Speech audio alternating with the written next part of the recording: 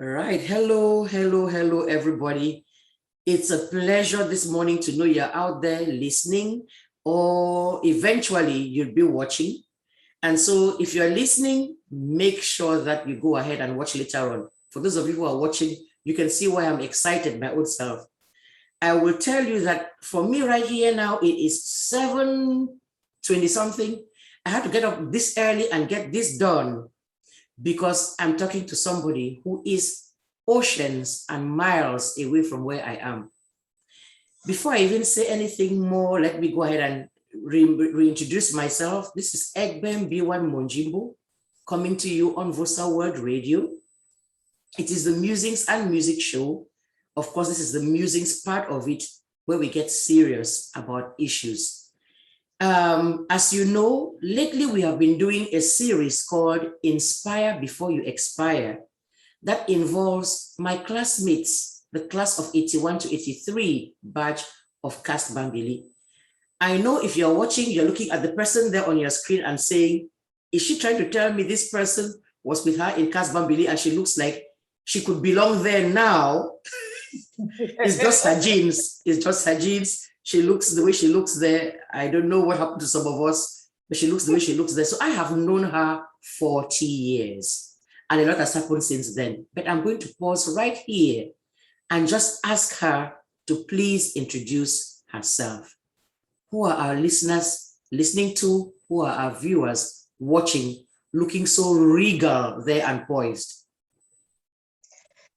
Thank you so much, my sister EGBE. Thank you, really.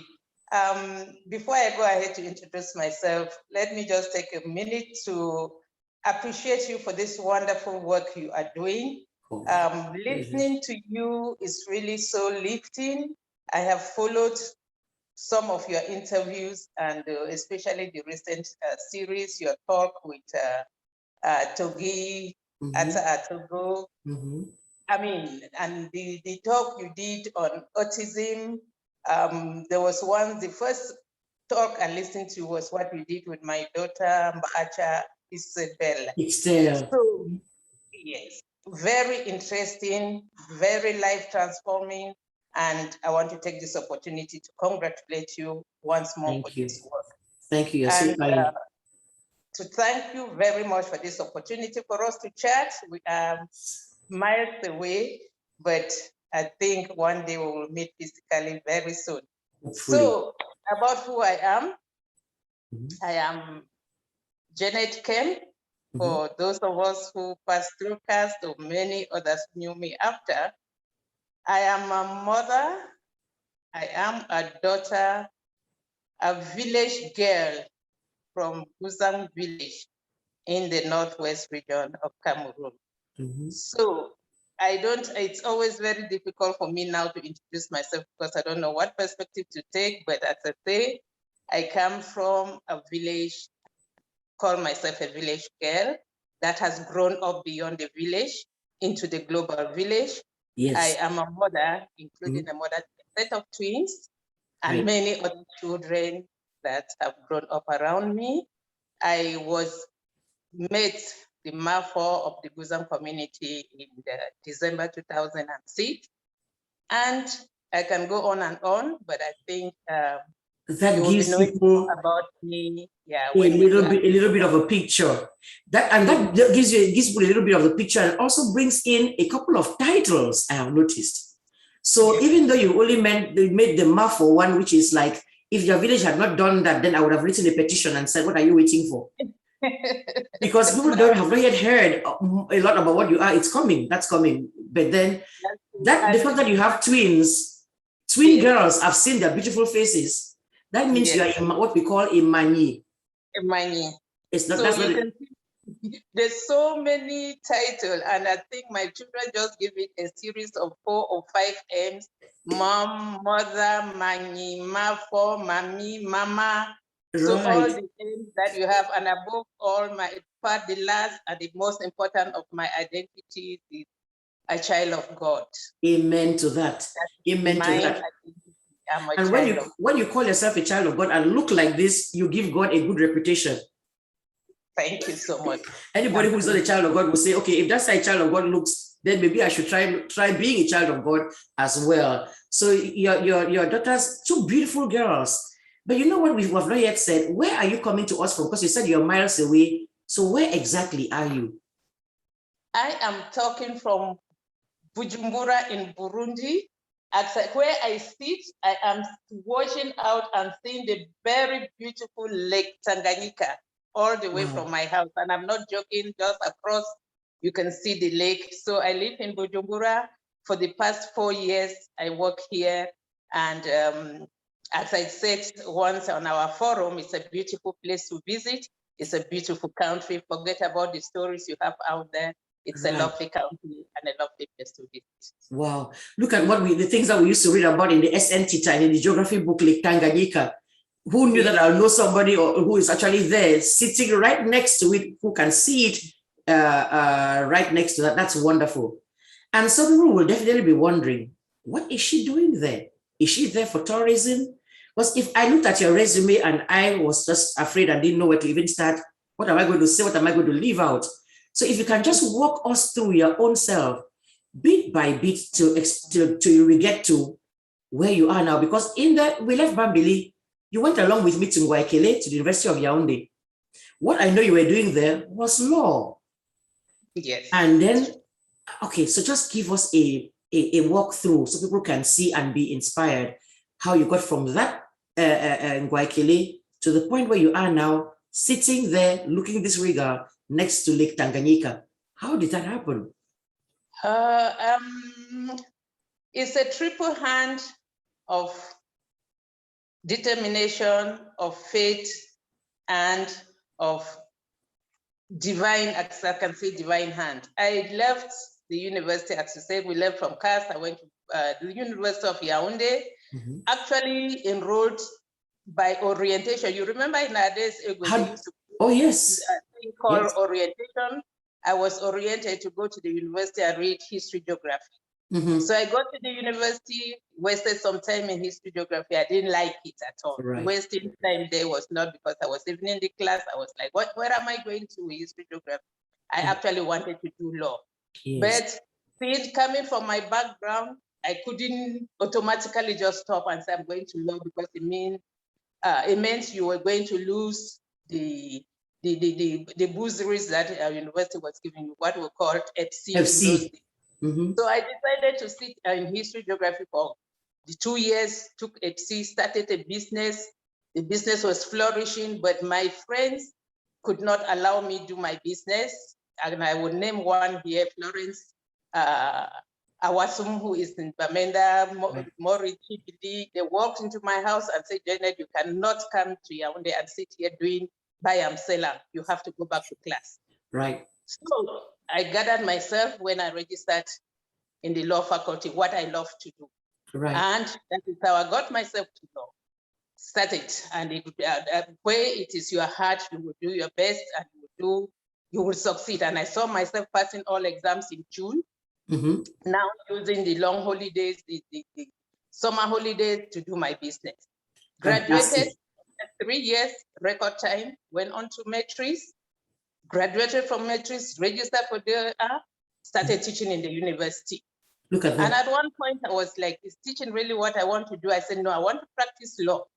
So I started writing concours to go into magistracy, passed twice, failed at the orals. Then there was this opportunity that came for social worker, for social administrators to be trained in ENAM. We were actually the first class. So this was launched. I was advised, why don't you try your hand on it? I tried and went into ENAM and I read social work. And I'm bringing it up because it is this combination of law and social work that has made the difference in what I have done in life and what I am doing today. Awesome. So I combined legal theories with social theories, and I worked to transform institutions, individuals, communities, and things like that. And we'll come to that later on in our chat. So that is how I moved with faith. You transitioned. Transition from one thing to the other with the hand of God behind me. Exactly. And as I left from ENAM, I was posted to the Ministry of Social and Women's Affairs, and continued my work, my good work. I enjoyed the work. I was in the legal department, doing a lot of research, doing a lot of intervention advocacy. If you remember in those days in Cameroon, where we had women and development on CRTV with our late sister Anne Sang, may her soul rest in peace. God rest her soul. We did our advocacy using that platform, doing a lot of things, and even in the ministry itself, I used to go as far as even going to court to defend women, to defend children, to defend rights. And it was an amazing time for me to work, seeing that I could take policies from zero. I could initiate policies. I could review laws in Cameroon and say, no, this law, we need to change it, especially on juvenile delinquency. I did a lot of work on that. On inheritance, I did a lot of work on that, and just bombarding the whole place with legal knowledge, with social theories, with how law is not stand alone on itself.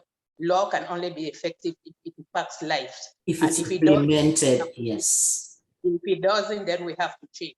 And that was my advocacy. So I did that work in the Ministry of Women's Affairs as a senior researcher.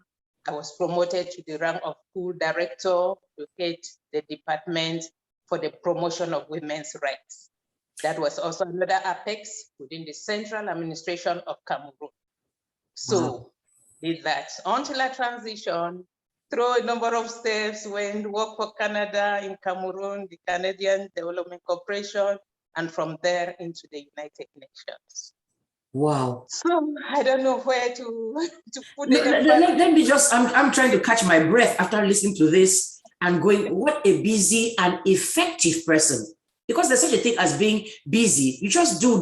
What is the effect of it? We can't see. When you see how, because many people have done law, then no offense to teaching. I mean, I'm a teacher myself. You can go teach it right back. That's also helpful.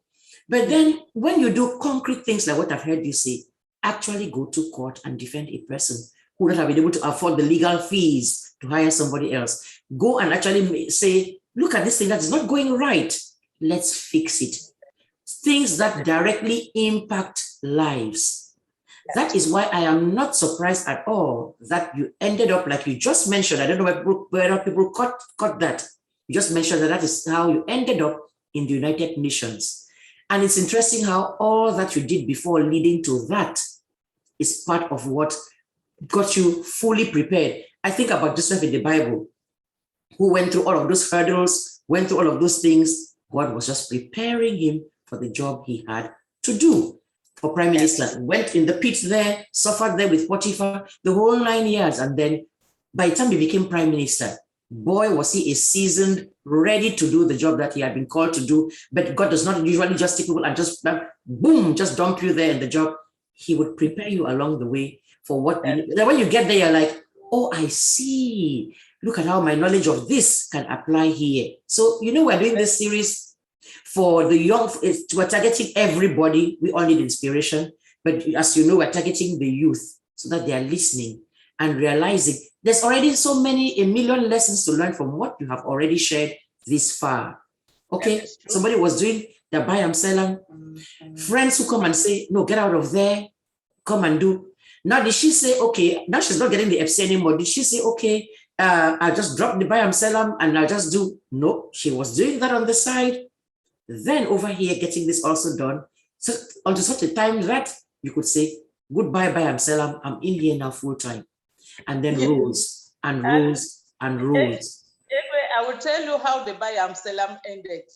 It wasn't like it was an easy fight for me. So as I was saying, even when I got to the ministry, right, as deputy director, because as head of legal unit, I was the deputy director, rank directly reporting to the permanent secretary that reports to the minister. Right.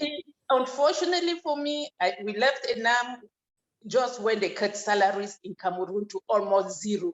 Right. Because the salary I earned, because when you enter ENAM, you are considered a civil servant, you start earning money. Exactly. What I earned as a student in ENAM for my first 3 months, I didn't get as a all my time full-fledged when I left as a director.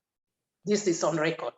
I remember that period of devaluation and everything. Oh my, I heard I talked about it the other day, and I'm repeating, we were that painful generation that went through this terrible transition.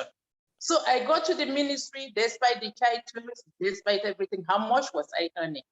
And unfortunately for me, by the time I was living in my dad passed on. My dad passed on, and from a big family with so many children, so many wives. Responsibilities. Yes, the only child that was even doing something. So, oh my God, I had to make ends meet despite the big title. So what you hear in Yaoundé, they call even the tuna dogs. I started doing a small restaurant behind the ministry. As a sub-director, I was cooking food and retailing behind the ministry. Break time, I rush down, sell my food. When it is 1 hour, I go back to the office. So it didn't just end there. And what I'm saying here, our young people, is about resilience. You don't give up. So hallelujah. somebody, when I reported me to the minister, that those you are directors that you are so proud of who came out of Vietnam, some of them are doing tornado behind the ministry. The minister was shocked when she heard that I was the one, because she held me in very high esteem based on my work. She could not even imagine, because of the quality and quantity of work I was doing. She couldn't imagine how I was managing that and doing the same time tornado. So she called me to the cabinet.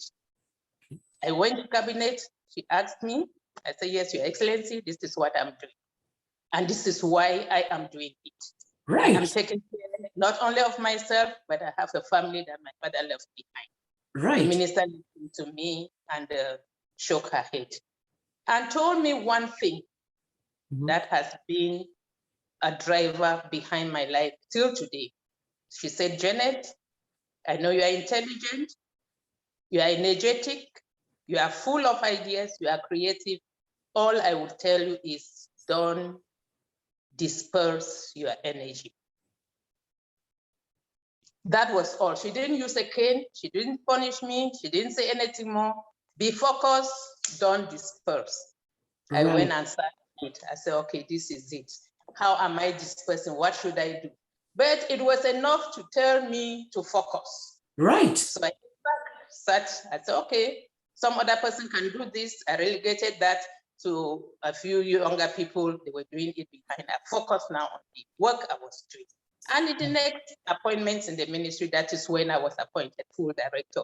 At that time, there was even no breathing space. There was no way I could. You could have done the two side by side. So that is what I wanted to talk about, because at times we easily give up in front of difficulties. Some difficulties just build you up, just make you be who you are and achieve what God has for you. Because it is easy for us not to reach that destination of God, because we were blocked, and instead of pushing through, we sit back. And we sit back.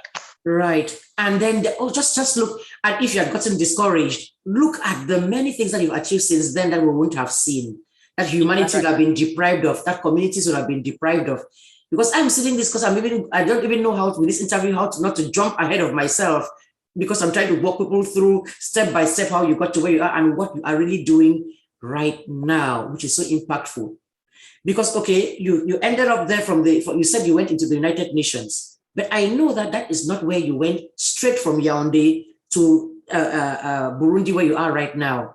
What other countries did you go through before you got to where you are now? And what were let's just hear more about your work, because your work is huge. It is vast. That is true. The work, it is huge. And you know, of recent, my kids were asking me, Mom, if you were to summarize your work in 1 minute, what would you say? 1 minute cannot suffice. I just told them, I say I am a social engineer.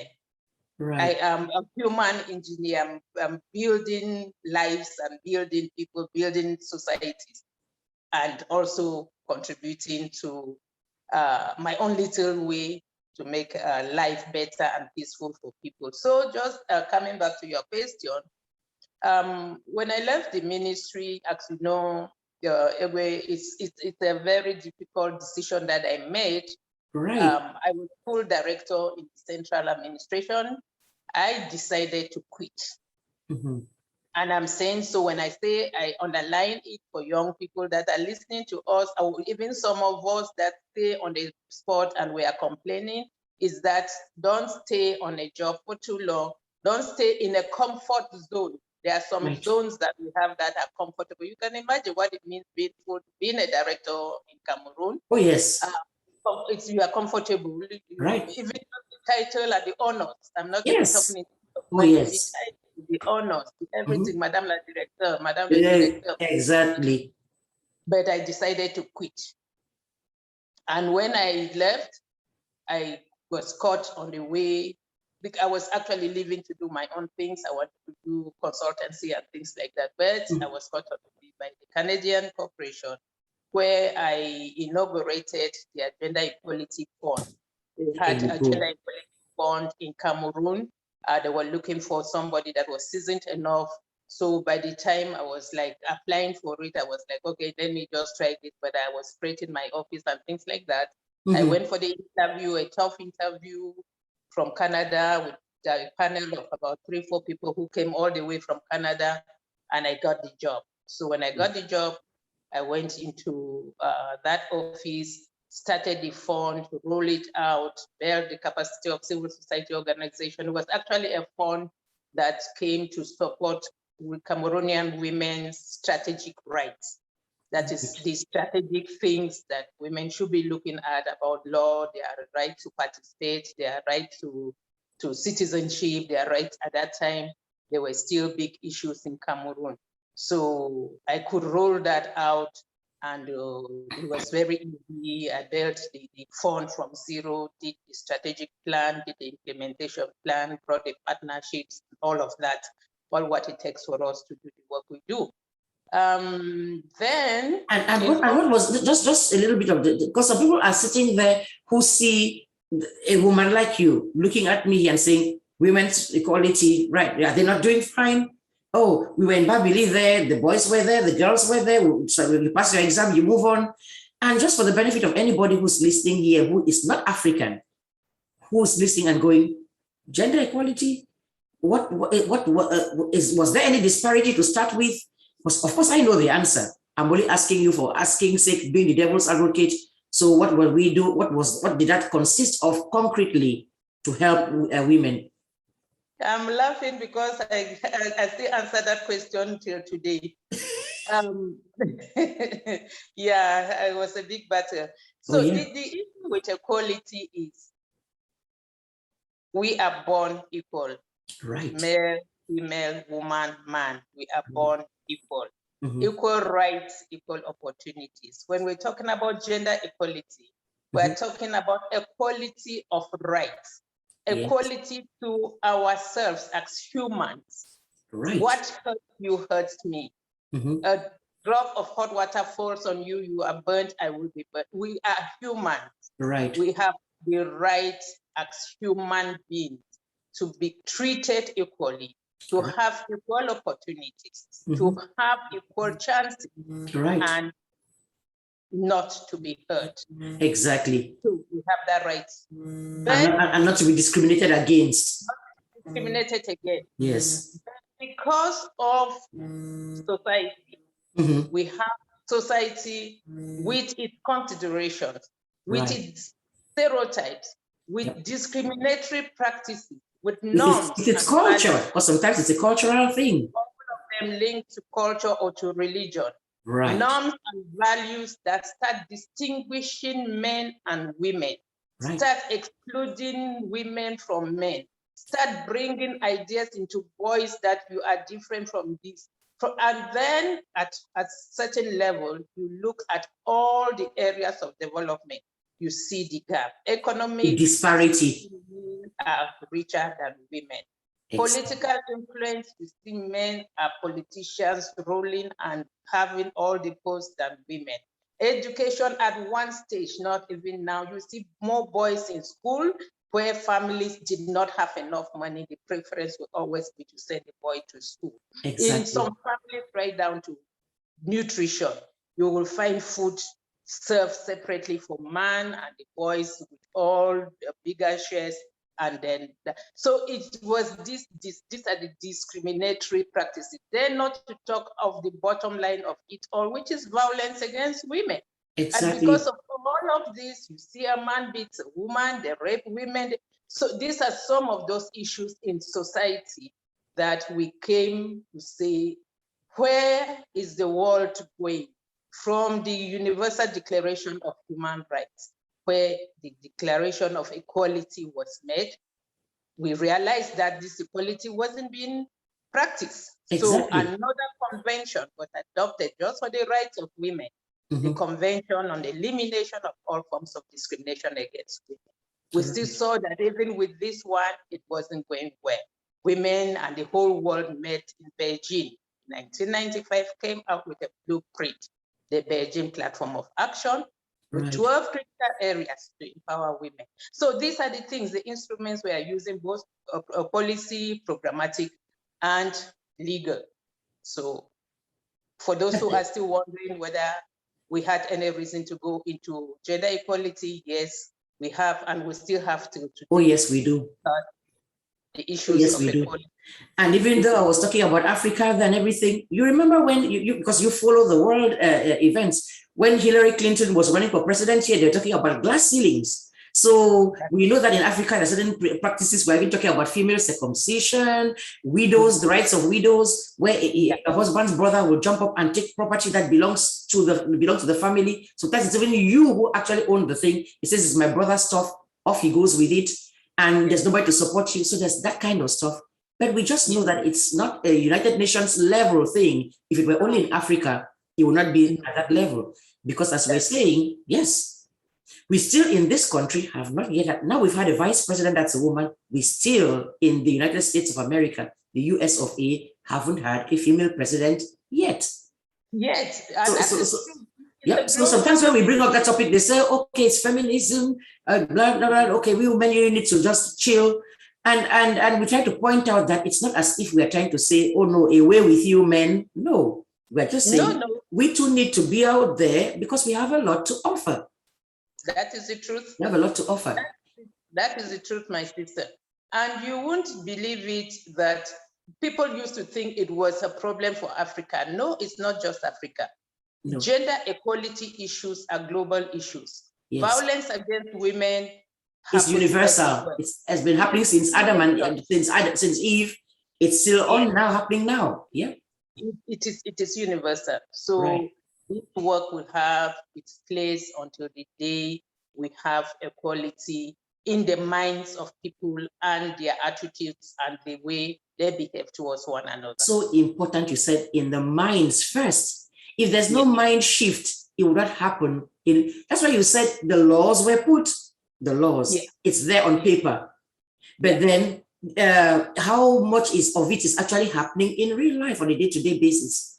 If a man has beaten his wife, nobody's making a big fuss about it. The problem is that she may even go to report it to a whole bunch of men again in the police the commissariat there, and how seriously will it be taken? You can really talk about, even I remember having a story. I did not want to laugh because it was not a laughing matter, but there's even a video that was circulating there on WhatsApp. The thing is, when a wife came and said that she had been raped by her husband, she had been raped. They said who? She said her husband, and they're like, "What are you talking? Just go home." What are you talking about? Yes, and I know that even now people with an education still say you can't say that, but they're not looking at the fact that if you had reversed the roles. Just think about if you a role reversal and that had happened. Oh, people will be crying foul. People will be crying foul. And the truth about it is, you see, coming to that, rape in marriage, we are now coming up as a system to talk about bodily autonomy. Right. You know, somebody owns your body because they've paid dowry or bride price. Right. You become part of the property. Chattel, your property, yeah. Right to jump on you at any time and anyhow. Right. No, that cannot happen. If this is a human being, she owns her body, she has a right to say yes or no, or even get into a negotiation. Right. Even in that marriage, it is not, it is not property to be used the way a man would want to. Yes, we have a long way to go because I know doctor friends too were there practicing in Cameroon. The lady, the last delivery, she came and had the delivery there, almost died. So they said, okay, no, we just need to do, we need to stop this. They said, get the husband. The husband said, no, I want more children. She has to continue at the risk of her life. And she wants different, but doesn't dare say no, because you are married to this person and he says he wants more children. So what's going to happen is you are going to keep on bearing those children till one day you die in that childbirth and he marries 4 more. You are gone. No, that is now you see the justification for the work we do. We come across those cases every day, everywhere, and it hurts. It I can imagine. Last week, with the first lady of this country, we were up country, inaugurating a center to treat fistula. You know, fistula, this disease that, well, not a disease, a condition that women get into through this repeated childbirth, to early pregnancy, early childbirth, and part of the pathway ruptures, and she passes out either excreta or urine anyhow, and then they are dumped somewhere behind the house. They are condemned, they can't even come out. So the first lady of this country has taken that as part of her priority to really bring these women out, mobilize resources, and get this fistula treated. And you hear us talking about women. I sat there the other day, tears were coming down my eyes, because you've seen children of 13 years old, 15 years, 17 years, that were given into marriage, that were forced into bed, that were made pregnant, and in efforts to give birth, these things rupture. And now you become an outcast because you cannot function with that. I will just pause and just thank you for that. This is the kind of job that somebody does, which, yes, you get a paycheck because you deserve your paycheck, but your reward, I can say, is really in heaven, where you transform the lives of people. Take it from the, I'm always quoting Bible things. I remember that lady with the issue of blood. Oh my goodness. You are bleeding. Of course, back in that time, having that period is already that period of being unclean, even if you're healthy. That particular time of your period, you are unclean. She was unclean all her life. For the all her life. You just be walking around ritually unclean. Yes. Yeah. Till she touched Jesus. There was a life transformation. It says there in that passage that she had been to doctors, she had been everywhere. And it did not change. She just had that issue. Look, I tell you, then these ones, without programs like what you are doing, where's the hope? There's no hope for them. And to think that had you and I been in that situation, it's just by the grace of God that we were not. Had you and I been born there and been in that situation, we would not be sitting here today with these big old hair ties, wearing earrings and talking. That is what we are telling the communities, telling the people, working with traditional leaders, working with religious leaders, working with community leaders and families, and telling them, I was telling them the other day, I had another workshop here, I was doing positive masculinity for improved nutrition in Burundi. And I decided to talk to men because nutrition is a very big problem here. If you go on the records, you will see Burundi is one of the countries with the biggest malnourished children, stunted children, and so on. So I decided to start a campaign with men.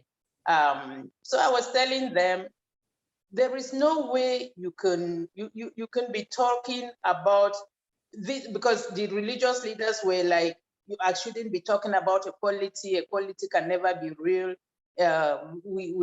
Men are men, women are men. I say, yes, I explained to them equality the way I explained just a while ago. Then they were like, when you talk about women's empowerment, in French, it is translated autonomisation des femmes. So they could command the femme autonome.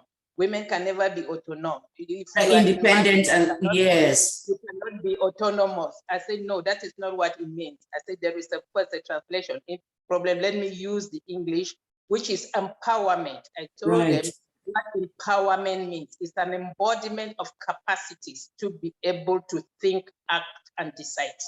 I said, so this is what comes into it. And luckily, as I was talking, I saw this virtuous woman in Proverbs 31, 10 to Right. 20. Right. I said, you want to use the Bible? Let's go to the Bible. This is the image of an empowered woman, Right. a woman who thinks, a woman who decides, a woman who does business, a woman who earns money, a woman who brings honor to the husband and to the family, a woman who clothes her family in time, a woman who puts food on the table. So I said that is the definition of empowerment. It is there in the Bible. So don't tell me about the Bible said the woman is submissive. Even if it was that, the Bible said, did we accept I'm a woman? Be submissive. Go just to the next paragraph after that. Man, love your woman as Christ loved the church and gave his life for it. I say, when I find that man that loves me until he gives his life for me, why will I not submit? Exactly. Exactly. You see, that is what they don't understand, that if you do that, then you have, look, this is likely to go and end up being another show that's going to last maybe 3 hours. Because there is so much to unpack right there, which everybody can learn from. Girl, boy, man, woman. Listen, those of us that have been married for years, that is the way through it. You will get more out of that dear woman if you show her that you have her back and you care. That thing that you're asking for, bring me this, bring me that, you don't have to ask for it. She will give right to her soul because she understands that you have her back. And look at that virtuous woman. That is a beautiful scripture that you just quoted there that explains right there in the Bible. All of that stuff she's doing, what was she doing it for? For her husband and her family. And her family and her community. That's right. There's the other one that Dorcas, remember the Dorcas in that same Bible, when she passed on, the women were crying, people were crying, oh, trouble. It was so bad that she had to bring her back to life, because look at the worth of her, what she was doing. Yeah. Put her side by side with this woman with the issue of blood. If that woman had not been healed, if Dorcas had the issue of blood now, look at the people who would not have benefited from that. That is it. So there is just a lot, because I was telling the men of God that we were having the dialogue. I told them, I say, at one stage, you people monopolize this conversation around God. But be aware now that we read the Bible, all of us are reading the Bible. And if you tell me one thing, I can repair. If I tell you, you can repair. So please, let's not keep interpreting God's word. God is a God of love, a God of peace, a God of justice, a God of equality, a God that brings. I mean, if you go to Genesis, I think it's Genesis 28 or 27 or so. Genesis 1, 28 to 27. That will tell you God made man and woman. He made both of us in his image. Right. In his image, he made them male, female. And female. Correct. He made all of us in his image.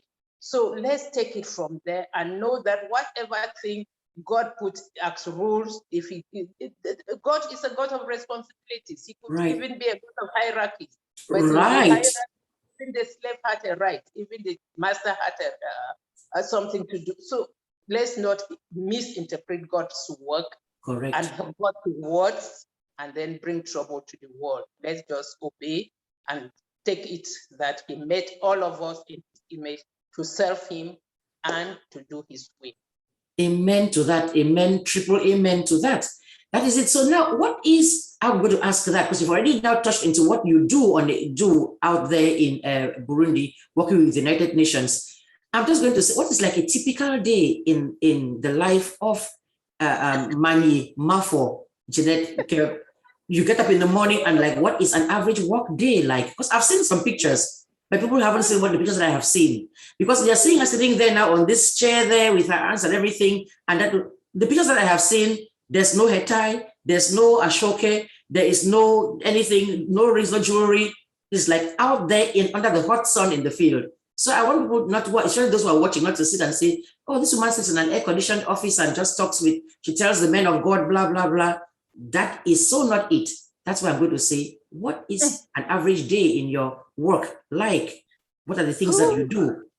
Where do I start? That is something I think About 2 months ago, I tried to put down, I got to the office, and at one stage I said, let me jot down all what I had to do for that day. The line was so long. First, to let people know that I represent a UN organization. So first, I have that level of representation, which is work with from the senior people of the country right down to the leaders of the organization. So I work, you can get into the office, the Minister of Gender calls, or the Minister of Education, or the Minister of Agriculture, or even the First Lady, or anybody. So you have that level of meeting. There are times you get in the office, you have 3 or 4 meetings lined up. So before you go to those meetings, you have your staff that are waiting. You get into the office, there is a folder full of documents to sign or documents to explain or things people want your advice on. You first have to sit with your staff, clear those things, and rush out for your meeting. By the time you come back from the meeting, you are hearing that there is an ambassador that wants to see you, there is this fund that wants to see you, you have to rush out. Then you come back. Now you have to plan. Maybe the next day or the next week. As I was talking, you have seen the photos. I go to the field quite a lot because that is where the impact is made. You meet women, you meet the communities you do. So my work actually is at several levels. This strategic positioning, advocacy, if we're talking about changing laws or influencing laws and policies, you must meet with the decision makers of the country. True. You must meet with them, you must convince them, you must show proof, you must lead in analysis. I do a lot of analysis, a lot of research. I may do it through my staff or through consultants. So we bring the evidence to be able to inform whatever we want to influence in the country. Then you come now as head of an organization within the system. We have what we call the UN country team. By the time you are meeting with other country heads, or whether it's bi-weekly or monthly, but even bilaterally, there are things with other heads of agency, you must be on a permanent dialogue with them. Right. So that everything is syncing. You're not, it's merging and syncing. Nobody's working contrary to the efforts of the other. You're coordinating everything. We have to coordinate. So that is part of my work, is the coordination. And you come now into your office where you have your programs, your program units. So I have to be following up to know what each unit is doing. Like my current office, I have program on women, peace, and security, where I'm really doing a lot of dialogue around peace, intergenerational dialogues with youths around peace, with those who know the history of this country, meet with women, meet with political parties, talking and showing proof and documenting and taking from other countries and saying this is the way these other countries went. Can we try it to see if we can build peace? And I'm happy we are where we are. Then I have another program is on ending violence against women. There also we work at the level of the laws, but most especially with service provision to the victims. So we also go through the whole series of training judges, training the police, training the social workers to apply the laws, to use the laws, but then also seeing that concretely the centers that are providing services even know the pathway. Where does it start if a woman is beaten? Where does she turn to? What's the protocol to follow? What's the procedure to report it? And the whole 9 yards. So you're kind of like, you kind of stand there in the middle. You're the middle person coordinating between the authorities up there and the people on the field. You go back and forth. So you listen to their voices down there and you can carry their voice and say, here, so let this policy be made. That is, you understand. By the time you are talking to the people down there, you are carrying it to say, you know, this law is not working.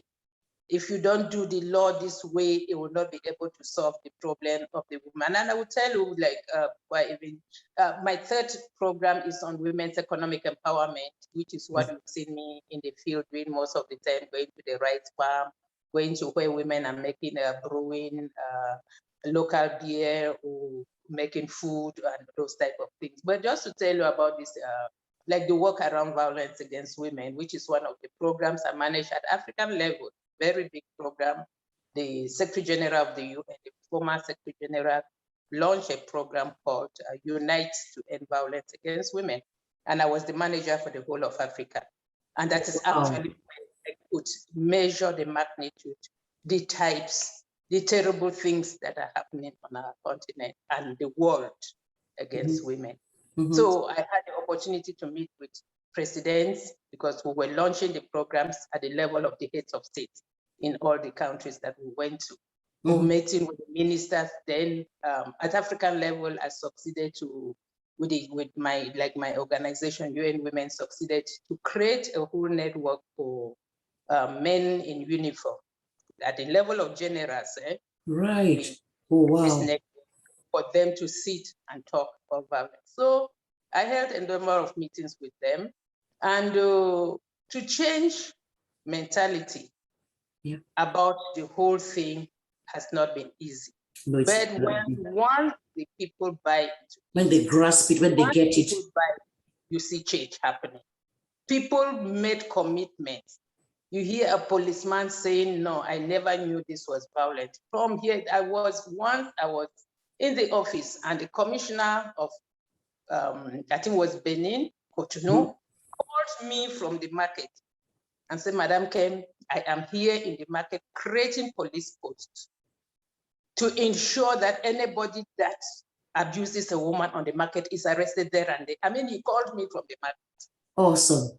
Also, that is real effective work. So I was so happy. And in Cameroon, where I started work, when I did, if you hear in Cameroon today, they talk about their two key network. You hear people talking about this network of women by themselves. Right. That is a network I started. By that time, I was working for the Commonwealth Secretariat in London. So I got to London, and there was this huge program about trade.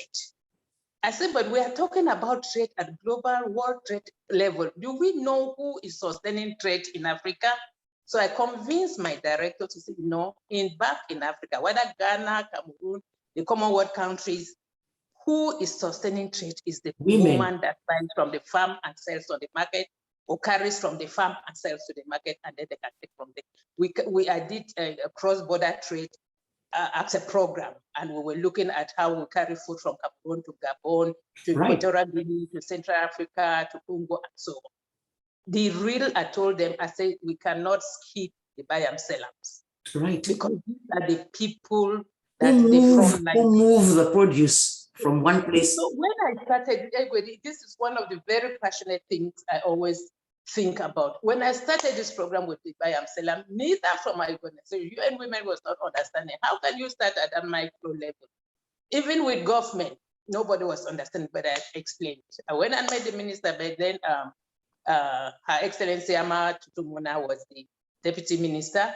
The minister, when I explained to her, I said, this is what I want us to do. Let's organize these women. If we organize the women at this level, we will see a change in their lives and even in policy.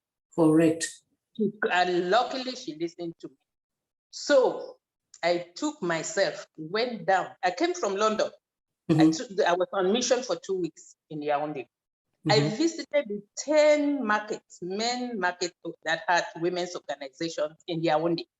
Spoke to them, mobilized them, started building them up. And then at one stage, something told me, why don't you really bring these women leaders to meet in the Ministry of Trade? Right. I said, I must do this for the women. Met the minister, explained, they accepted, gave the big call. I'm telling you little things that touch people's lives. When I called these women from each of the markets, I said, come 10 of you. They came, hundreds and more. They entered that meeting. The minister sent somebody to talk to them. I was there, and our late mother, the politician, Madame Foning, who was at Madame Thérèse Foning. She was the president, may her soul rest in peace. She was the president of Women in Business globally. Globally. So she came and spoke to them. By the time we finished that meeting, all the women were like, so me too, I can enter this place. You don't see. You don't see So this that is the empowerment right there. That's what we mean by empowerment right there. It changed till today. The women, if you are watching CRTV in Cameroon, you will see they are using the president of Women by Amsterdam now. Cameroon, she is doing adverts even against COVID. The organization is now one of the biggest women's movements in Cameroon. Fantastic job you've done, my sister. Fantastic job you've done. Those are the type of things you turn around and you see. When I went to Cameroon once and I sent a message for her to come. I said, Madam, you do those things and you leave, you come and you see them going. She didn't even know the story. So right. because she was elected at somewhere along the line when I had left. Right. So I called her and we were taking a drink and I told her, do you know where you sit? Do you know how it happened? They no, je sais qu'il y avait quelque chose qu'on faisait avec Madame Pounin, et ceci, cela. I said, no, this is the person who started your movement of women by Amsterdam. Not only did I end at the market, but I went as far as making the ministry to create a budget line to support their work, right. Which is there till today. Congratulations, my sister. Job well done. I was supporting what you say, how we carry the voices of the women to policy and take from politics to the women. That is a concrete. There has to always be a cross current going back and forth, or it will not be impactful. That is just an awesome story that you have told there. And that even just makes me touch on one other thing that I talk about, the way we do things back home. We don't tend to document stuff. That woman should not need to find out from you that is how it started. It should be documented. The necessary due diligence done, the credit given where it is due, the history should be there. That's something I'm passionate about as well, archiving things. Let's know where it started. Yes. That one we are standing on the shoulders of people. We need to know who those people were, so we emulate, so we continue. So we're empowered also by knowing what our forefathers did. Because sometimes you sit and you're like, oh, this Herculean task in front of me. But if you find out that, oh, somebody had done something like that, similar, who did this, you're like, okay, then you square your shoulders and say, maybe I too am a woman, maybe I can do this, which is why I really, really was dying to have you on this show. So you can let our young girls who are listening and say, look, oh, I can be like that madam I'm seeing over there on the sitting there. I want, but in the name of Jesus, I want as many of them as possible to say, mommy, I want to be like, and they do come to me, so many of them, mom, mom, tell us your story. Right. We want to be like you, mom. How did you do it? And I'm so happy to tell them that to give them, I say one thing, hard work. It never come on a platter of gold. No. Second, have your vision, know your purpose in life, and work for it. Right. And the third, never give up. If I tell you my story, we jumped from Bodily to university. My story from primary school, I think, would be on another show. How did I even manage to get from a village girl to a UN girl? That is the title of a show. From village girl to UN woman. when we are done with all of this series, because you see, other people, you are born in a place where you have connections already, you already know so person. This one is the typical village girl. Yes. I am, and I'm so proud of it. The children that you guys will ask me, why do you always refer to yourself as a village girl? I said, of course, because you are one. I said, what does being a village girl mean to you? Then we started a discussion and we are even writing a book on it. I say, I am a village girl. I will tell you why I'm proud to be a village girl. Identify yourself as one. And I define myself as one. Because you have gone from there, all the way to. So you said, please just repeat those three things again, since we're trying to impact for people who are listening, youth to listen and hear. What are those three things again? These three things are hard work. The next is having a vision and a purpose. People will think, how do you start having a vision if you are even born in the mud house, you don't see across the street? No, your vision comes from within. The purpose comes from within, and I can say a whole story on that. The third thing is resilience. Don't give up. And above all, and I will always end with this because I start with it, I end with it, have God at the center of all you do. And I'm not saying so because I've got baptized, and I know I am saying so because even when I did not know what I was doing, I did not know it was God behind me. When I turned and I saw his hand, I said, Papa, I surrender. Amen. Just have God. And having God in your heart is about doing the right thing, thinking the right thoughts, and thinking positively.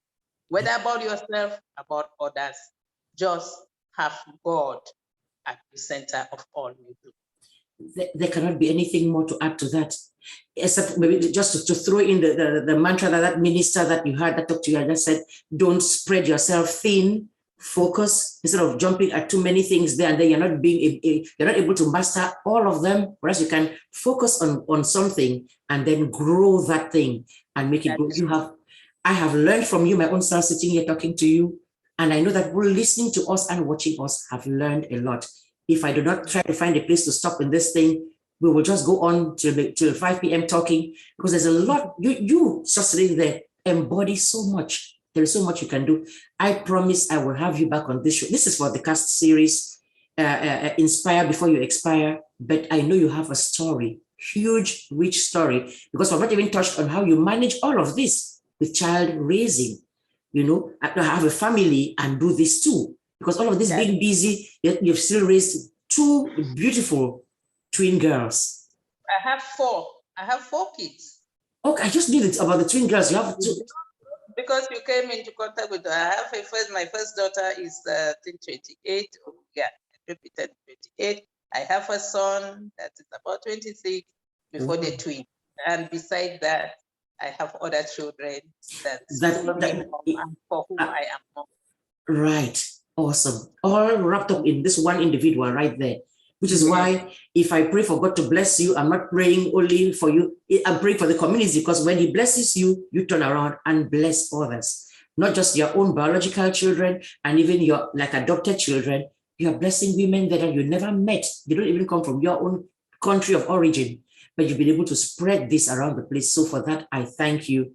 And I thank you for that. Then I thank you for taking the time to come and sit down here and talk, because what you have said, if people were listening, and I know that they are listening, and I know that they are watching, they will be inspired. If somebody does want to contact you, because you said people does want to contact you, what's the best way to do that? Well, I am on WhatsApp. Okay. I am on Twitter and Facebook. Although for now I'm using the professional, because that is where I am. And I can share that with you so that I could put it out there if anybody is looking to find out. Yes. Who would like to contact me. Right. I am available. I am busy, but as one of the things that keeps me going, as you were saying, EGBE, is I never lost. I don't give up on my social relations. Right. One of the real big things that sustained me and continue to sustain me is staying connected. No matter how busy I am, I do my best to stay connected. I can vouch for that. I can vouch for that. We see times when, okay, Mani is not around on the forum for some time, then Mani will come back and try to follow along and check and respond to things and stay there. That is it. I can vouch for that. So if anybody's trying to reach out and you don't get an immediate response, you know she's a busy person. She already told you, be resilient. I'm in a village somewhere without internet. And, on a rice farm. On a rice farm with books. When I come back, I will try. Right. Thank you so much, my dear sister. Thank you so much for all that you have done, for all that you continue to do, for just being you. Thank you. And of course, on behalf of all our listeners, viewers, and people watching, you make our class of 81 to 83 proud to sit and say, look at what came out of that class. So write down that rendezvous is coming. We'll find a date from village to UN to World Platform. That book and that story coming to show down the road one of these days. Really and I mean, in other words, I put it from humble beginning to higher heights. They're right there. So that nobody sits and says, oh, that's not for me. I mean, she's a big woman. No, she didn't start off like this. She has those principles that she has told you. It's not that she read them in a book. She has lived them. I have lived them. Those are the things that keep me going. That is who we hear and listen to advice from, not somebody who was going to read it in a book in school, some psychology class, some social studies class, and you come and say, here's what you should do, and you're giving advice. Yes, the advice will be true and correct, but it comes very differently and it becomes more real when you see a person who says, been there, done that. I have the t-shirt that shows that that's what I have done. I have accomplished it myself. I've seen it for myself. And then the fact that all of this is wrapped up with the fact that you have God in it from the beginning right through, that is the winning. It can't get better than that. It cannot. Yeah. Very right. Thank you so much, my sister. And thank you for this show. Keep it going. And as you said, we learn from one another. I'm also learning this from you, because I keep telling myself, how do I get this story out there? What do I do? And don't worry, the inspiration, this inspirational TV will be coming up soon. I cannot wait. You will be one of those that will have a story to tell about. I cannot wait. I foundation. So thank you so much. Thank you. The pleasure is all mine. All the class of Cast 81, I say we are here to inspire before we expire. We are here to reach out and to give back. And please, for those who are still dragging their feet, join us. We are together. It was a wonderful class. I remember how our teachers used to qualify. Oh, we have never seen a class. We were stubborn, but we were intelligent. We were heady, but we were friends. We did a lot of things, but above all, we were united. And this is the unity we are bringing. I look forward to the anniversary, and I think we are going to have fun. I believe that with all my heart. I already bought my tickets to head to DC for our own little celebration here within the States. I said, it doesn't matter for me how many. If it's, the Bible says if 2 or 3 are gathered, that's good enough for God. 2 or 3 can be good enough for us too. We'll be there. I'm in Bujumbura alone, but I've already contacted a number of friends who will have, if I'm here, we'll have the party. If I'm free to go home, I will meet on the branch. Awesome, my sister.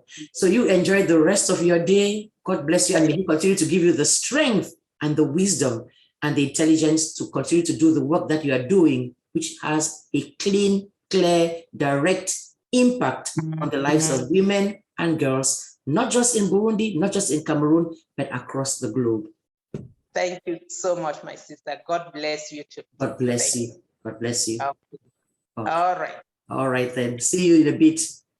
See you shortly. Thank you. All right.